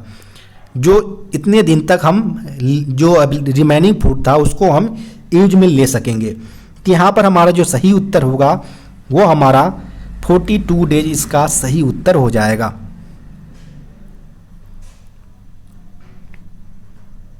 नेक्स्ट प्रश्न यहाँ पर है, permitted luggage allow for first class passes, यानी प्रथम श्रेणी के क्लास पासेज के लिए जो लगेज का जो वेट परमिट होता है वह कितने केजी का होता है। तो अगर बात करें हम फर्स्ट क्लास के लिए तो वह 70 केजी तक परमिट होता है। तो यहाँ पर ऑप्शन नंबर सी इसका सही उत्तर हो जाएगा। नेक्स्ट प्रश्न यहाँ पर है, inspection of rotation limiter is done in, यानी जो रोटेशन लिमिटर्स का जो इंस्पेक्शन किया जाता है वह डिपो 1, डिपो 2 और डिपो 3 शेड्यूल्स, तीनों शेड्यूल्स के दौरान किया जाता है। तो यहाँ पर ऑप्शन नंबर सी इसका सही उत्तर हो जाएगा। नेक्स्ट प्रश्न यहाँ पर है, who is empowered to grant compassionate ground appointment, यानी सीजीए ग्राउंड के तहत कौन सा एम्पावर्ड है लेवल 7 में अपॉइंटमेंट करवाने के लिए डिवीजन लेवल पर। तो यहाँ पर डिवीजन लेवल की अगर बात करें सीजीए ग्राउंड पर अपॉइंटमेंट की, तो इसमें हमारा जीएम यानी जनरल मैनेजर ही एम्पावर्ड होते हैं अगर वो लेवल 7 में अगर सीजीए ग्राउंड पे अपॉइंटमेंट कराना हो। तो यहाँ पर ऑप्शन नंबर बी इसका सही उत्तर हो जाएगा। और ख़ास तौर पर जो हमारा रेलवे बोर्ड का लेटर आरबीई लेटर 35 2023 आया था, जो कि 27 फरवरी 2023 को जारी किया गया था। इसमें खास तौर पर बताया गया था कि लेवल 7 के जितने भी CGA ग्राउंड पे अपॉइंटमेंट होंगे वो GM ही एम्पावर्ड होंगे। वहीं अगर बात करें हम कि लेवल 6 में अगर अपॉइंटमेंट कराना हो अगर, तो डिवीजन लेवल पर हमारा DRM, वर्कशॉप लेवल पर अगर बात करें तो CWM या HOD वगैरह जितने भी होते हैं वो एम्पावर्ड होंगे CGA ग्राउंड में लेवल 6 लेवल तक ही। लेकिन जैसे ही लेवल 7 अगर पूछा जाएगा तो GM एम्पावर्ड होंगे किसी भी केस में, विदाउट जो लिमिटेशंस होता है उसका, वो विदाउट लिमिट डेज में या वो एम्पावर्ड होंगे। नेक्स्ट प्रश्न यहाँ पर है maximum gap between brake disc and brake pad, यानी ब्रेक डिस्क और ब्रेक पैड के बीच जो मैक्सिमम गैप होगा कितने mm के होंगे। तो नॉर्मली जो गैप होता है 1 से लेकर 1.5 mm के रेंज में होता है। चूँकि प्रश्न में हमें मैक्सिमम पूछा गया था तो यह हमारा 1.5 mm ऑप्शन नंबर डी इसका सही उत्तर हो जाएगा। नेक्स्ट प्रश्न यहाँ पर है Which article of the Constitution contain provision regarding the official language of states। यहाँ पर बोला जा रहा है कि संविधान के कौन से आर्टिकल्स में किसी भी राज्य का अपना राजभाषा होगा। ये कौन से आर्टिकल में बताया गया है, यानी किसी भी राज्य का राजभाषा होगा, यह हमारा आर्टिकल 345 के अंतर्गत बताया गया है। तो यहाँ पर ऑप्शन नंबर बी इसका सही उत्तर हो जाएगा। नेक्स्ट प्रश्न यहाँ पर है thickness of corrugated sheet of LHB coaches are, यानी LHB कोचेज का जो करोगेटेड सीट्स होता है उसकी मोटाई की अगर बात करें तो यह होता है 1.25 mm होता है। यहाँ पर 1.25 mm कहीं भी मेंशन नहीं किया गया है, तो यहाँ पर हमारा सारे ऑप्शन गलत हो जाएगा। जो करोगेटेड सीट्स जो LHB कोचेज का होता है उसका थिकनेस 1.25 mm होते हैं, इसको आप ध्यान रखें। नेक्स्ट प्रश्न की अगर बात करें यहाँ पर तो पूछे गए हैं कि a train crosses platform of length 150 metre in 15 seconds and a man standing on it in 9 seconds. The train is traveling at uniform speed, then the find the length of train। यहाँ पर बोला जा रहा है कि कोई train एक platform जिसका लेंथ 150 मीटर है उसे वह 50 सेकंड में पार कर जाता है, और वही स्टेशन पर खड़े एक व्यक्ति को और 9 सेकंड में पार करता है। तो इस दौरान दोनों इस केस में स्पीड समान रहता है। तो यहाँ पर ट्रेन का लंबाई पूछा गया कि ट्रेन का लेंथ कितने मीटर का होगा। चूँकि यहाँ पर हमारा अगर बात करें तो डिस्टेंस बराबर हमारा स्पीड इनटू टाइम होता है। तो यहाँ पर हमारा यहाँ प्रश्न पूछा गया कि दोनों केस में हमारा स्पीड हमारा सेम है। तो सबसे पहले हम ट्रेन के जो लेंथ है उसको हम एक्स कंसीडर करेंगे। तो 150 मीटर हमारा प्लेटफॉर्म का लेंथ है, दोनों को मिलकर वह 50 सेकंड में पार करता है। दोनों केस में हमारा अगर बात करें तो हमारा स्पीड सेम है, तो इस प्रकार हम डिस्टेंस बाई टाइम रख देंगे, तो इससे हमारा दोनों तरफ इक्वेशन इक्वल हो जाएगा। वहीं किसी मैन को, तो मैन की जो हम लेंथ को 0 कंसीडर करते हैं, खुद का लेंथ जो ट्रेन का वो x है वो 9 सेकंड में पार करता है मैन को। इस प्रकार हमारा इक्वेशन तैयार हो गया है। तो यहाँ पर जैसे ही हम 150 को 9 से मल्टीप्लाई करेंगे तो यहाँ पर हमारा 1350 प्लस 9x और ये हमारा 50x के इक्वल होगा। यहाँ पर हमारा 41x जो कि इक्वल होगा 1350 के,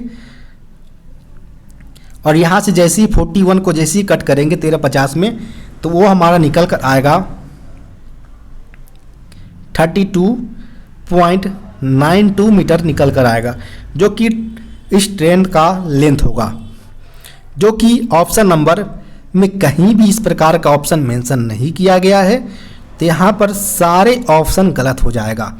इस ट्रेन का लेंथ होगा 32.92 मीटर, इस ट्रेन का लेंथ निकल कर आएगा।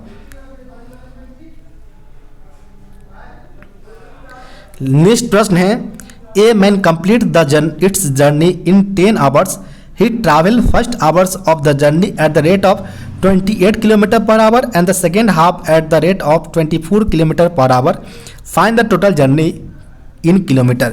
यहाँ पर बोला जा रहा है कि कोई आदमी है, कोई व्यक्ति है जो अपने जर्नी को 10 घंटे में कंप्लीट करता है, जिसमें वो पहले हाफ जो अपने यात्रा के आधे जो दूरी है उसे वह 28 किलोमीटर पर आवर से कवर करता है और सेकेंड हाफ डिस्टेंस को वह 24 किलोमीटर पर आवर से वह कवर करता है।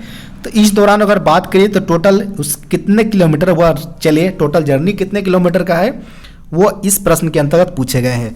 तो टोटल जर्नी को आप एक्स कंसीडर कर ले। सबसे पहले डिस्टेंस बराबर आप पहले जान चुके हैं स्पीड इनटू टाइम होता है। तो इस प्रकार हम इक्वेशन को फिर से सेट करेंगे हम। तो यहाँ पर हम पहले जो हमारा हाफ डिस्टेंस हमारा है उसे वह 28 किलोमीटर पर आवर से वह रन करता है।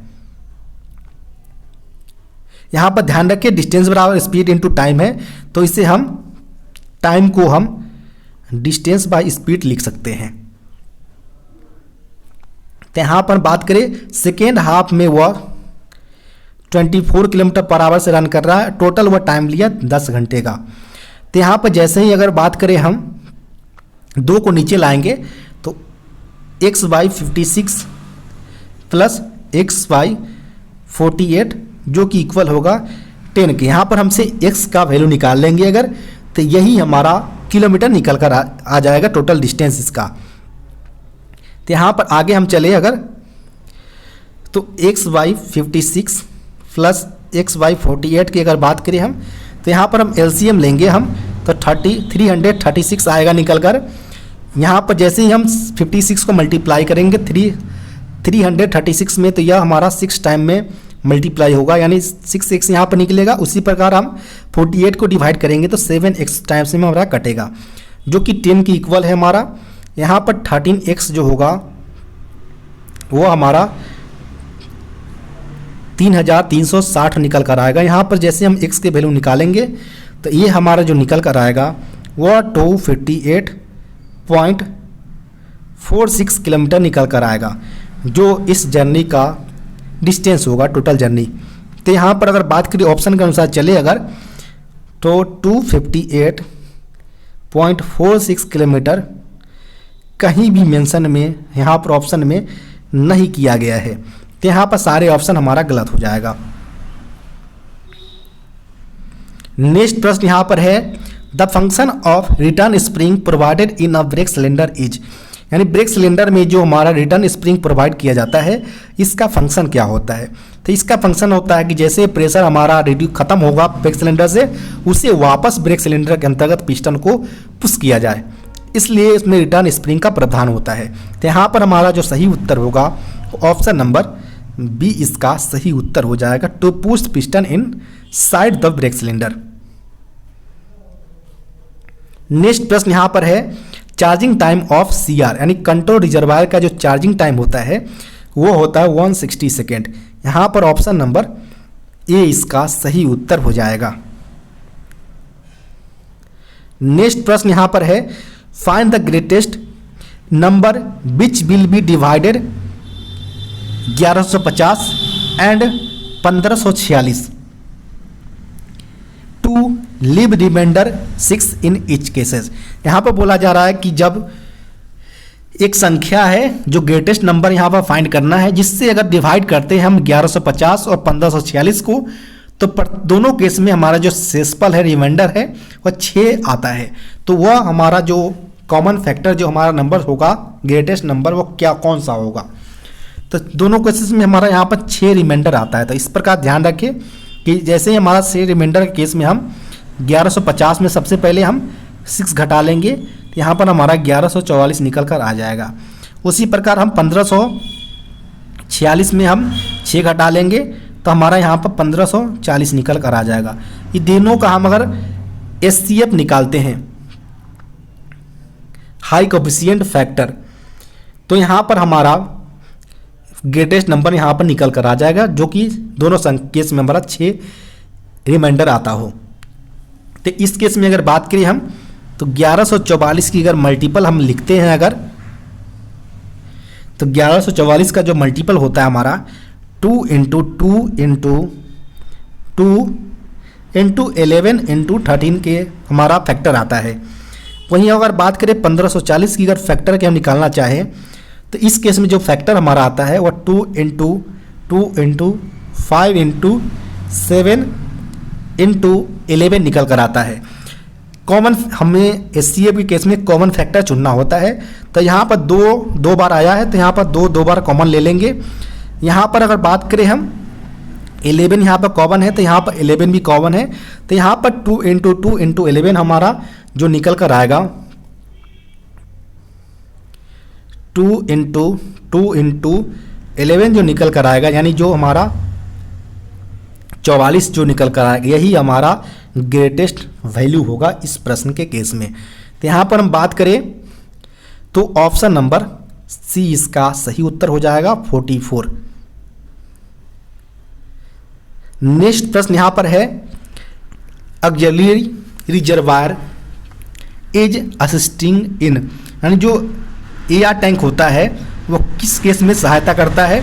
जब भी हमारा ब्रेक पाइप से प्रेशर ड्रॉप किया जाता है, ब्रेक अप्लाई गाड़ी में होता है, तो उस दौरान जो हमारा प्रेशर भेजने का काम करता है वो हमारा एयर ही असिस्ट करता है उसमें ब्रेक सिलेंडर में भेजने का काम।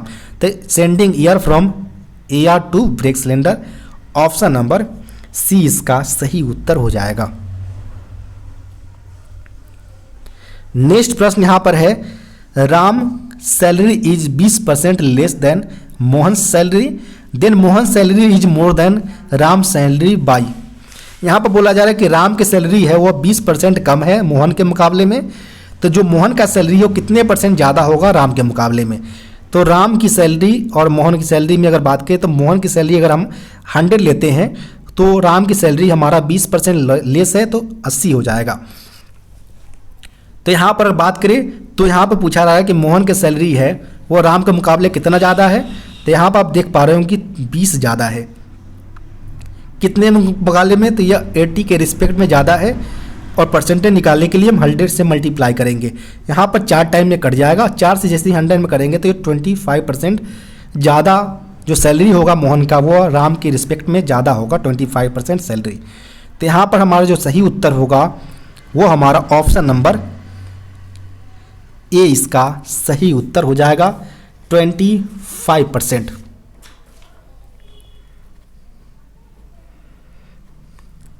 नेक्स्ट प्रश्न यहाँ पर है who is the current rail minister of India, यानी वर्तमान में, यानी अगर बात करें हम एज अक्टूबर 2023 के अनुसार चले, अगर जिस समय वीडियो बनाया जा रहा है तो उस समय जो भारतीय रेलवे मिनिस्टर है वह श्री अश्वनी वैष्णव जी है। तो यहाँ पर ऑप्शन नंबर ए इसका सही उत्तर हो जाएगा। नेक्स्ट प्रश्न यहाँ पर है piston stroke of BOXN wagon in loaded condition, यानी बॉक्सन वैगन के पिस्टन स्ट्रोक एम्प्टी में जो होता है वो 85 ± 10 mm होता है, लोडेड में 130 ± 10 mm होता है। यहाँ पर ऑप्शन के अनुसार चले तो ऑप्शन नंबर बी में ऐसा दिया गया है, तो यहाँ पर ऑप्शन नंबर बी इसका सही उत्तर हो जाएगा। नेक्स्ट प्रश्न यहाँ पर है the dump valve works only during, यानी डंप वाल्व है वो केवल वर्क्स करता है सर्विस एप्लीकेशन के दौरान। यहाँ पर ऑप्शन नंबर जो होगा वो ऑप्शन नंबर बी इसका सही उत्तर हो जाएगा। नेक्स्ट प्रश्न यहाँ पर है walking of 3/4 of usual speed a man reaches its office 20 minute late, find the usual time. यहाँ पर बोला जा रहा है कि कोई व्यक्ति है वो अपने समान स्पीड का 3/4 स्पीड से वो चलता है तो वह अपने ऑफिस 20 मिनट लेट पहुँचता है। तो इस केस में उसमें पूछा जा रहा है कि वह कितने मिनट यूजुअल टाइम वो लेता है वो अपने ऑफिस में पहुँचने में। तो यहाँ पर अगर बात करें हम तो पहले वह चलता था 4 के स्पीड से, बाद में रिड्यूस करके 3 कर लिया है यह स्पीड का। और चूंकि आप जानते हैं कि डिस्टेंस बराबर हमारा स्पीड इनटू टाइम होता है, यहाँ पर हमारा दोनों केस में हमारा डिस्टेंस वो होगा हमारा सेम होगा, तो इस केस में हमारा जो टाइम होगा वो इन्वर्सली प्रोपोर्शनल टू हमारा स्पीड्स के होंगे। जैसे ही हमारा स्पीड बढ़ेगा तो टाइम घटेगा, और टाइम हमारा अगर स्पीड घटता है तो टाइम बढ़ेगा, और स्पीड कमता है तो टाइम हमारा बढ़ेगा। यानी इन्वर्सली प्रोपोर्शनल होगा अगर हमारा डिस्टेंस हमारा दोनों केस में बराबर है इस केस में। तो इस केस में अगर बात करें हम, तो जो हमारा टाइम होगा इस केस में इसी प्रकार हमारा 3/4 इन्वर्सली प्रोपोर्शनल हो जाएगा। यहाँ पर बोला जा रहा है कि वह जैसे ही अगर वो रिड्यूस करता है तो इसमें 20 मिनट का समय वो लेट लेता है। तो इस केस में अगर बात करें तो 1 यूनिट का अंतर वह 20 मिनट का वह कर देता है। तो इस प्रकार वह जो यूजुअल टाइम है, सामान्यतः टाइम पूछा जा रहा है, तो ओरिजिनल टाइम इसका 3 यूनिट का है। तो 3 यूनिट 20 से मल्टीप्लाई करेंगे तो आपका टोटल 60 मिनट टाइम निकल कर आएगा, जो कि नॉर्मली वह लेता है अपने ऑफिस पहुंचने के लिए। अगर वो लेट 20 मिनट पहुंचता है तो 80 मिनट हो जाएगा, नॉर्मली यहाँ पर 60 मिनट लेगा। तो यहाँ पर जो सही उत्तर होगा वो ऑप्शन नंबर बी इसका सही उत्तर हो जाएगा। नेक्स्ट प्रश्न यहाँ पर है कंडमिंग limit of brake pad. Brake pad का जो लिमिट्स होता है डायमेंशन थिकनेस, तो वो न्यू कंडीशन में 35 mm होता है। जब यह रिड्यूस होकर 7 mm पर आ जाता है तो इसको हम सर्विस से कंडम कर देते हैं। तो यहाँ पर ऑप्शन नंबर बी इसका सही उत्तर हो जाएगा। नेक्स्ट प्रश्न यहाँ पर है द लेंथ ऑफ ईयर होज, यानी ईयर होज का जो लेंथ होता है वो हमारा 66 ± 6 mm होता है, जो कि ऑप्शन नंबर की अगर बात करें तो ऑप्शन नंबर डी में दिया गया है। तो ऑप्शन नंबर डी यहाँ पर सही उत्तर हो जाएगा। नेक्स्ट प्रश्न यहाँ पर है how many numbers of holes in guide cap hole ICF of RCF bogie, यानी ICF और RCF बोगी में जो गाइड कैप में नंबर ऑफ होल्स की संख्या होता है वो कितने संख्या में होता है, तो टोटल 9 के संख्या में होते हैं। तो यहाँ पर जो सही उत्तर होगा तो ऑप्शन नंबर सी इसका सही उत्तर हो जाएगा।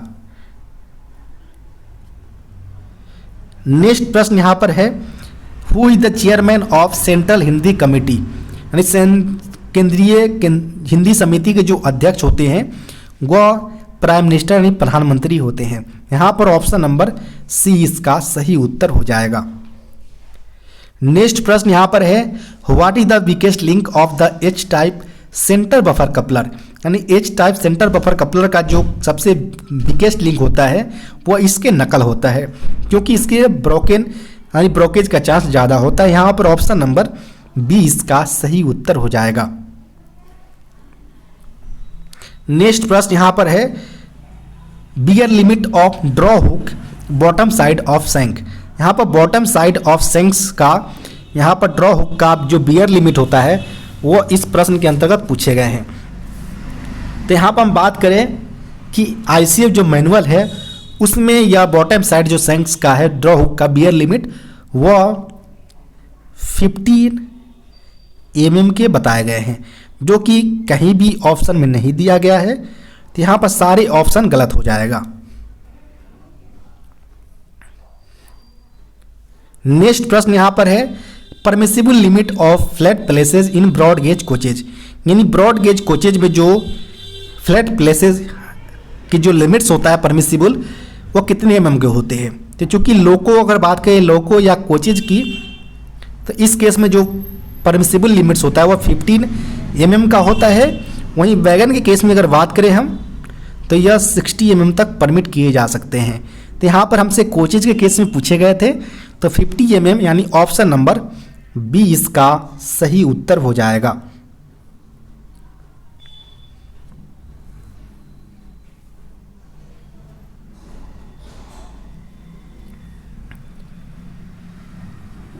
नेक्स्ट प्रश्न की अगर बात करें हम तो when was the official language act 1963 past, यानी 1963 का जो राजभाषा अधिनियम आया था उसको कब पारित किया गया था। तो इसको पारित किया गया था 10 मई 1963 को, यानी यहाँ पर ऑप्शन नंबर ए इसका सही उत्तर हो जाएगा। और इसमें जो अमेंडमेंट किया गया था वह किया गया था 1967 में। नेक्स्ट प्रश्न की बात करें यहाँ पर, तो how many auxiliary head stock in ICF shell, यानी आईसीएफ सेल में जो अग्यरी जो हेड स्टॉक होते हैं उसकी संख्या 4 की संख्या में होता है। तो यहाँ पर ऑप्शन नंबर सी इसका सही उत्तर हो जाएगा। नेक्स्ट प्रश्न यहाँ पर है, the thickness of compensating ring, यानी कंपेंसेटिंग रिंग का जो मोटाई होता है वो 6 mm के होते हैं। यहाँ पर ऑप्शन नंबर सी इसका सही उत्तर हो जाएगा। नेक्स्ट प्रश्न यहाँ पर है, which Indian states is known as the god's own country, यानी इस भारत के कौन सा राज्य जिसे गॉड्स आउट कंट्री के तौर पर निक नेम के तौर पर हम जानते हैं। तो इस केस में जो केरला स्टेट्स है जिसे हम स्पाइस गार्डन ऑफ इंडिया भी बोलते हैं और गॉड्स आउट कंट्री के निक नेम से भी जानते हैं। तो यहाँ पर केरला स्टेट इसका सही उत्तर हो जाएगा, ऑप्शन नंबर डी।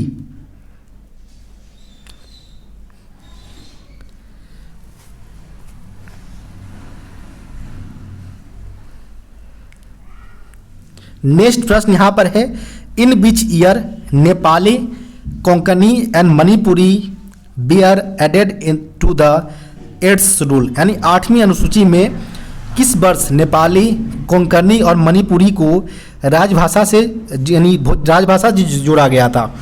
तो यहाँ पर हम बात करें नेपाली, कोंकणी और मणिपुरी को, तो इसको जो 71th अमेंडमेंट हुआ था 1992 के अंतर्गत, तब यह 3 लैंग्वेज को एज अ ऑफिशियल लैंग्वेज के तौर पर शामिल किया गया था। तो यहाँ पर जो सही उत्तर होगा वो ऑप्शन नंबर बी इसका सही उत्तर हो जाएगा।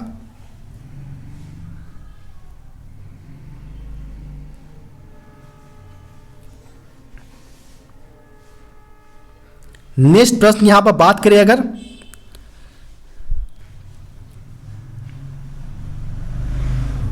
तो if the radius of circle is diminished by 10% then its area will be diminished by how much। यहाँ पर बोला जा रहा है कि कोई वृत्त है, सर्किल है, उसके रेडियस को अगर 10% से घटाया जाता है तो उसके एरिया पर कितने % का प्रभाव पड़ेगा। कोई हमारा सर्किल है जिसका रेडियस हमारा r होता है। यहाँ पर बात करें कि कोई रेडियस को हम कंसीडर कर ले कि पहले वह 100 था, इसमें 10% घटाकर 90 कर दिया गया। जो कि यहाँ पर एरिया की अगर बात करें तो सर्किल का एरिया πr² होता है, पाई कांस्टेंट वैल्यू होता है जो कि दोनों केसेस में सेम रहेंगे, वेरी करेगा वो केवल हमारा रेडियस वेरी करेगा। तो यहाँ पर अगर बात करें r² अगर करते हैं हम तो ये हमारा निकल कर आ जाएगा 10,000। वहीं अगर 90 का हम होल स्क्वायर अगर करते हैं तो ये हमारा 8100 निकल कर आएगा। दोनों के डिफरेंस की अगर बात करें हम तो यह हमारा 1900 निकल कर आ रहा है, और जो हमारा 1900 है वो हमारा कितने पर रिड्यूस होकर आ रहा है, यह हमारा 10,000 पर होकर आ रहा है। तो यहाँ पर 10,000 कर देंगे हम, यहाँ परसेंटेज के लिए हम 100 करेंगे तो 2 जीरो से 2 जीरो यहाँ कट हो जाएगा और 2 जीरो से यहाँ 2 जीरो कट हो जाएगा। तो इस प्रकार जो हमारा परसेंटेज रिड्यूस होगा वो हमारा 19% यानी 19% रिड्यूस हो जाएगा अगर हम रेडियस में 10% की गिरावट करते हैं। तो यहाँ पर हमारा जो सही उत्तर होगा वो ऑप्शन नंबर डी इसका सही उत्तर हो जाएगा। नेक्स्ट प्रश्न यहाँ पर है, who is known as the father of Indian space program, यानी भारत के जो इंडियन स्पेस प्रोग्राम के जो पितामह बोले जाते हैं यानी फादर्स बोले जाते हैं उसे विक्रम साराभाई के तौर पर जाना जाता है। तो यहाँ पर जो सही उत्तर होगा वो ऑप्शन नंबर बी इसका सही उत्तर हो जाएगा, विक्रम साराभाई। नेक्स्ट प्रश्न यहाँ पर है, what is the purpose of pressure switch, यानी प्रेशर स्विच का क्या उद्देश्य होता है, तो एक्चुएट एंटी स्किड सिस्टम। यहाँ पर ऑप्शन नंबर ए इसका सही उत्तर हो जाएगा।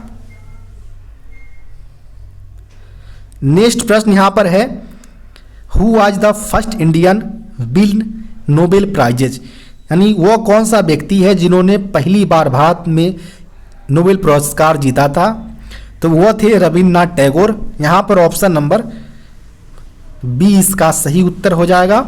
इनको नोबेल पुरस्कार लिटरेचर यानी साहित्य के क्षेत्र में दिया गया था 1913 में।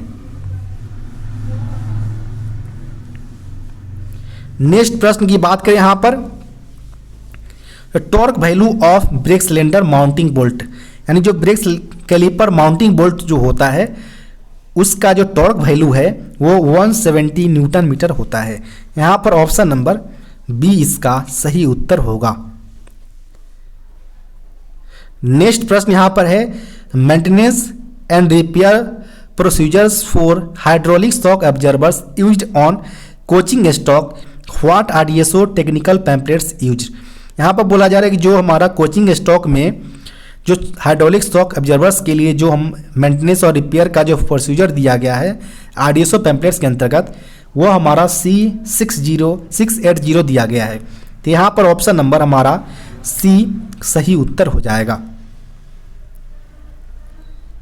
नेक्स्ट प्रश्न यहाँ पर है, thickness of sole bar of LHB coaches, यानी एलएचबी कोचेज के जो सोल बार का थिकनेस होता है वो 6 mm के होते हैं। यहाँ पर ऑप्शन नंबर डी इसका सही उत्तर हो जाएगा। नेक्स्ट प्रश्न की यहाँ पर बात करें अगर, तो नेक्स्ट प्रश्न पूछे गए हैं, find the greatest number that will divide 3320, 4087, 4491 to leave the reminders 5, 7 and 3 respectively. यानी किसी ग्रेटेस्ट नंबर से अगर 3 संख्या को डिवाइड किया जाता है तो शेषफल के तौर पर 5, 7 और 3 आता है। तो सबसे पहले इस केस के लिए हम 3320 में हम 5 घटा देंगे तो हमारा 3315 निकल कर आएगा। फिर हम यहाँ पर 4087 में यहाँ पर रिस्पेक्टिवली तौर पर हम घटा रहे हैं, यहाँ पर 7 घटा ले तो 4080 आपका निकल कर आएगा। इसी प्रकार आप 4491 में आप 3 घटाते हैं तो आपका 4488 निकल कर आएगा। तो इस प्रकार तीनों को हम फैक्टर के तौर पर कन्वर्ट करेंगे। तो हम फैक्टर के तौर पर कन्वर्ट करने के लिए अगर बात करें, हम 3315 को हम फैक्टर में कन्वर्ट करते हैं अगर, तो हमारा अगर फैक्टर में यह कन्वर्ट होने के लिए 3 × 5 × 13 × 17 के तौर पर यह फैक्टराइजेशन होगा। फिर इसी प्रकार हम बात करें तो 4080 को अगर फैक्टर में कन्वर्ट करते हैं हम तो 4 × 2 के मल्टीपल में यह पहले आएगा। फिर यहाँ पर 3 × 5 × 17 आएगा। इसी प्रकार हम 4487 की अगर बात करें, हम 4488 की अगर फैक्टराइजेशन करते हैं हम तो यहाँ पर 3 टाइम पहले 2 आएगा। फिर यहाँ पर अगर बात करें हम तो 311 × 17 आएगा। यहाँ पर हाईएस्ट जो ग्रेटेस्ट नंबर फाइंड आउट करने के लिए हम तीनों में कॉमन संख्या निकालने की कोशिश करेंगे। तो कॉमन संख्या की अगर बात करें हम तो यहाँ पर तीनों में हमारा 3 कॉमन आ रहा है। फिर यहाँ पर देख पा रहे होंगे आप कि 17 आपका तीनों में आ रहा होगा। इसके अलावा अगर बात करें हम तो ऐसी कोई संख्या नहीं है जो तीनों में कॉमन आता हो। तो यहाँ पर हमारा तीनों कॉमन संख्या जो होगा वो हमारा 3 × 17 होगा, जो कि इक्वल है 51 के। यही हमारा हाईएस्ट ग्रेटेस्ट नंबर हो जाएगा, जो कि ऑप्शन नंबर की अगर बात करें तो ऑप्शन नंबर डी में दिया गया है 51। इसका सही उत्तर हो जाएगा ऑप्शन नंबर डी। नेक्स्ट प्रश्न की अगर बात करें यहाँ पर तो नेक्स्ट प्रश्न पूछे गए हैं, the condemning wheel diameter of broad gauge BBG, यानी बीबीजी के केस में जो कंडमिंग व्हील डायमीटर्स होता है वो 990 mm के होते हैं। तो यहाँ पर ऑप्शन नंबर डी इसका सही उत्तर हो जाएगा। नेक्स्ट प्रश्न यहाँ पर है, when the constitution was adopted how many languages were included in the 8 schedules initially, यानी यहाँ पर बोला जा रहा है कि जब शुरुआत में संविधान को अपनाया गया था तो उस समय 8वीं अनुसूची में जो नंबर्स होंगे भाषाओं के वो कितनी संख्या में 8वीं अनुसूची में रखे गए थे। तो शुरुआत में इनको 14 की संख्या में रखे गया था जब संविधान को अपनाए गए थे। तो यहाँ पर ऑप्शन नंबर ए इसका सही उत्तर हो जाएगा। बाद में समय समय के अंतराल पर उसमें संशोधन करके अभी वर्तमान में 22 लैंग्वेज को कर दिया गया है, यानी शुरुआत में 14 था, वर्तमान में 22 भाषाओं को शामिल किया गया है। नेक्स्ट प्रश्न यहाँ पर है, Periyar tiger reserve is in which state, यानी जो पेरियार टाइगर रिजर्व है वह कौन से स्टेट के अंतर्गत है। तो पेरियार जो टाइगर रिजर्व है वो केरला स्टेट के अंतर्गत है। यहाँ पर ऑप्शन नंबर सी इसका सही उत्तर हो जाएगा। नेक्स्ट प्रश्न यहाँ पर है,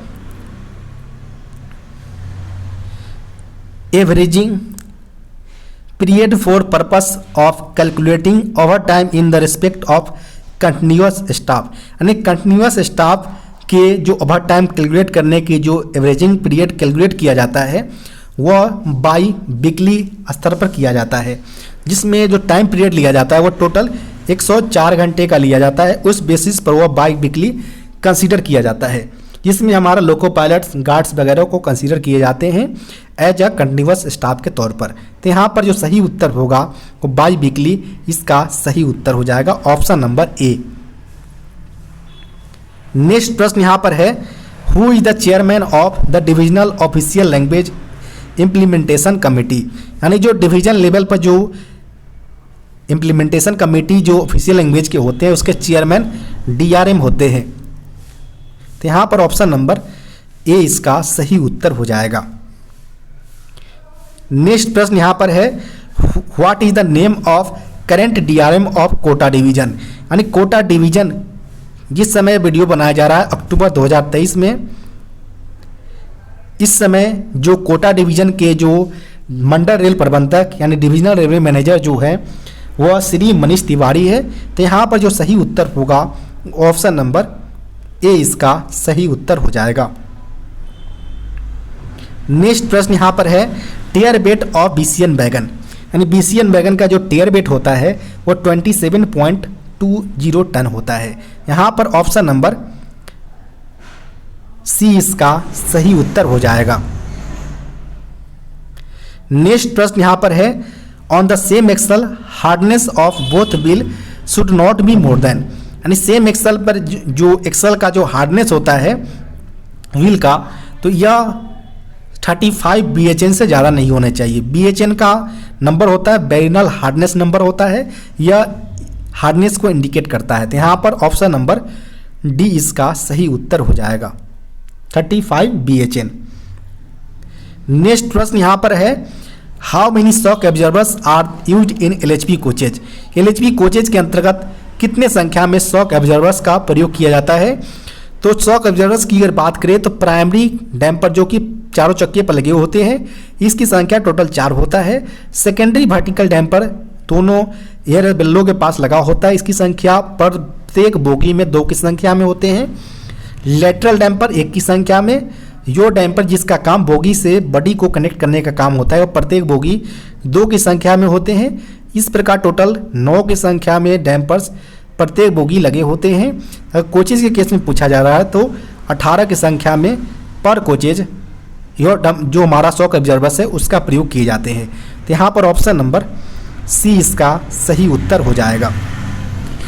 आपको वीडियो कैसा लगा कमेंट बॉक्स में बताना न भूलें, साथ ही साथ वीडियो को लाइक एवं चैनल को सब्सक्राइब करना न भूलें। अगर आपके पास भी कोई ऐसा पेपर है जिसका सॉल्यूशन आप चाहते हो तो डिस्क्रिप्शन बॉक्स में दिए गए व्हाट्सएप नंबर पर अपना पेपर भेज सकते हैं।